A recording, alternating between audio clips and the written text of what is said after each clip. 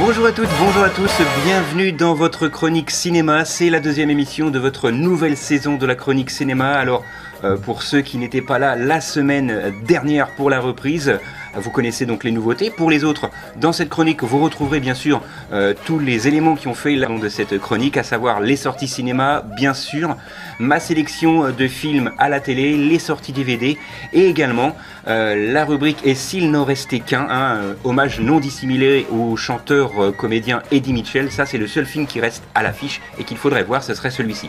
On commence donc tout de suite avec ma première sélection. Le film a pour titre Première année avec Vincent Lacoste. Alors, Première année, je vous en ai parlé la semaine dernière, souvenez-vous, il était en avant-première au cinéma Gaumont Parc Millésime, c'est officiel, il sort donc cette semaine, avec l'histoire ici d'Antoine qui va entamer sa première année de médecine. Le problème c'est qu'il l'entame pour la 3e fois, mais cette année il va faire la connaissance de Benjamin, et ce dernier lui arrive directement du lycée, mais ces deux-là vont rapidement se lier d'amitié et également découvrir que cette année de médecine ne sera pas une promenade de santé. Alors effectivement, dans un environnement compétitif et violent, entre révision et journées de cours ardues et des nuits dédiées aux révisions plutôt qu'à la fête, eh bien ça va être toute l'histoire de ce film. Alors je ne sais pas si les situations de ce film sont abusées ou non, mais par rapport aux amis que j'ai qui ont fait justement médecine, apparemment non. Donc c'est vraiment un film que je vous conseille, et c'est un film qui vous permettra également de découvrir ce que les étudiants en médecine ont pu vivre ou endurer durant leur année de médecine ou de prépa. La différence entre les deux, vous le découvrirez également dans ce film. Ce film donc s'intitule Première année, c'est un film séduisant avec des comédiens drôles et enthousiastes que je vous conseille. Je vous rappelle bien sûr une dernière fois le titre de ce film, Première année.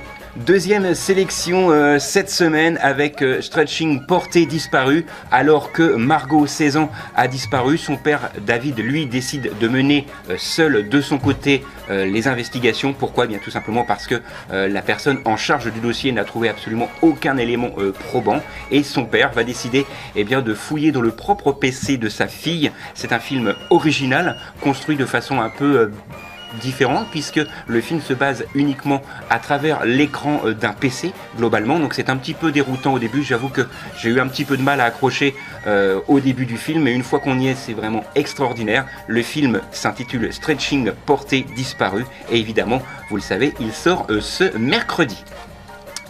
Troisième et dernière sélection pour cette semaine avec un excellent film français. Encore quelqu'un qui a disparu. Cette fois c'est un film français, je vous le disais, Ma fille, un film avec Roche Dizem, un couple qui fuit la guerre civile algérienne au début des années 90. Ils vivent depuis dans le Jura avec leurs 2 filles. L'une est partie à Paris faire des études de coiffure, et un jour elle va envoyer un message à sa petite sœur comme quoi elle ne pourra pas être là pour les fêtes de Noël, et son père va décider d'aller à Paris pour essayer de la ramener au Jura pour passer les fêtes en famille, mais il va découvrir sur place que sa fille n'a jamais fait d'études de coiffure, elle n'a jamais travaillé non plus dans un salon de coiffure. Alors c'est vraiment un film où le suspense est vraiment haletant.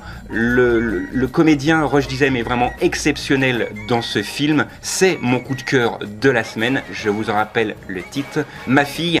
Avant de passer à ma sélection télé, je voudrais également quand même vous informer que du 12 au 18 septembre, le parc Gaumont Millésime organise un grand festival en IMAX, c'est-à-dire que vous allez pouvoir retrouver 8 grands films en IMAX laser à 6 € la séance, donc c'est quand même très intéressant. Des films bien sûr qui ont déjà été diffusés, mais des grands films comme Dunkerque, Pirates des Caraïbes, Les Gardiens de la Galaxie volume 2 par exemple, ou encore mon préféré, Blade Runner 2049, tous ces films en IMAX et au prix exceptionnel de 6 €, donc c'est vraiment l'occasion de pouvoir les découvrir ou les redécouvrir sur grand écran et en format vraiment large comme on dit maintenant. Voilà, donc on se retrouve d'ici quelques secondes avec ma sélection ciné, mais la sélection ciné à la télé cette fois. La 1, la 2, mon prix dans le jeu. La 3, la 4, je zappe et je mate. La 5, la 6, en sont les comptes. Câblé, survolté, j'ai le syndrome du canapé. Comme la semaine dernière, une seule sélection à la télé cette semaine, ça sera le jeudi, et encore un jeudi, comme quoi les jeudis sont bien faits à la télé visiblement, c'était déjà le cas la semaine dernière. Jeudi 13 septembre sur C-Star, le canal 17 de la TNT, si je ne me trompe pas, avec un film franco-belge. Ce film a pour titre Dickinex, c'est vraiment moi, mon film de chevet. C'est un film vraiment improbable avec François Damiens notamment, Dominique Pinon, et c'est les tribulations d'une poignée de personnages plus loufoques les uns que les autres, avec également Florence Foresti dans le rôle d'une inspecteur de police. Elle fait également partie du casting. Ce film sera diffusé jeudi 13 septembre à 21h sur C-Star. C'est vraiment un film inclassable que je vous conseille, et il est quand même assez court, il fait quand même 1h20, 1h25 grand maximum. Cette semaine, pas de sélection DVD, mais tout de même, on ne s'en lasse pas, le jingle réalisé sans trucage par mon ami Alain Delon. Comme au cinéma. Alors cette semaine, j'ai sélectionné un livre, oui, puisque du cinéma au livre il n'y a qu'un pas, et l'auteur Philippe Lombard l'a franchi depuis longtemps avec plusieurs ouvrages. Il est spécialisé dans le cinéma et dans la télévision. Il a réalisé notamment des livres sur la Panthère Rose, les Tontons Flingueurs, les voitures mythiques du cinéma, j'en passe, et des meilleurs. Et cet ouvrage, celui-ci, a pour titre Parler comme un super-héros. C'est 100 répliques cultes que vous connaissez certainement si vous êtes fan de Marvel et de comics. Alors moi j'en ai quand même plusieurs comme ça qui me viennent à l'esprit. Tiens, par exemple celle-ci qui est vraiment ma préférée. Vous vous demandez pourquoi le costume rouge? C'est parce que les méchants ne me voient pas saigner. Il y en a un qui a tout compris, il a mis son froc marron. Alors voyez par exemple celui-ci, c'est le personnage Deadpool. Le film a été réalisé par Tim Miller, il est sorti par exemple en 2016. Un peu plus sage, celui-ci, j'en vous en donnerai que deux.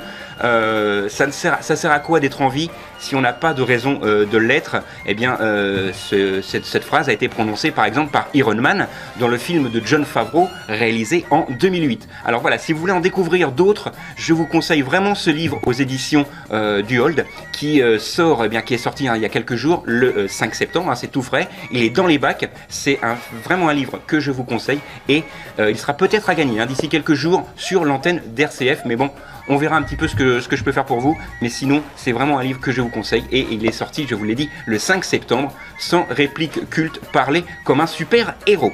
Voilà, c'est tout pour cette semaine. Nous on se retrouve donc la semaine prochaine, même endroit, même heure. D'ici là, sortez, allez au ciné, et n'oubliez pas qu'un bon film, ça se voit aussi à la télé.